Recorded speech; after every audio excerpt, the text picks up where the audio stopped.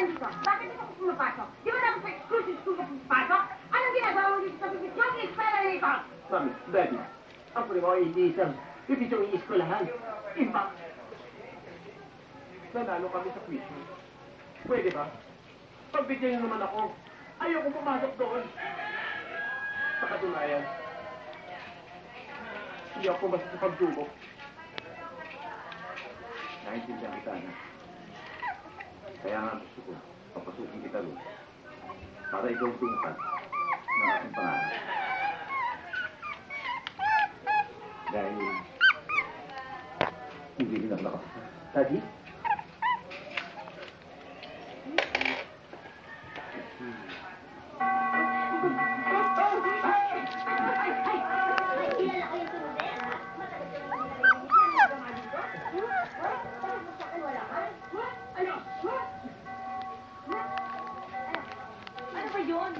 Ano yun? Oo. Ito yun. Ano? Okay na? Bakla? Ito yun. Hi, Victoria. Oh, hi! Hello, fantastic. Salamat. Tanong lang naman. Hindi ka pa nahirapan? Tapos isip-isip ko lang, kung okay lang naman, ano? Pagsaluhan natin, alagaan si baby, at palakihin siyang isang mabatid na bata.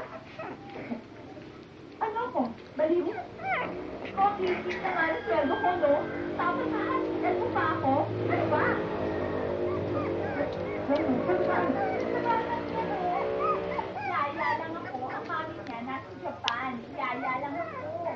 Ako? Ay nga, dalagang-dalaga pa ako, no?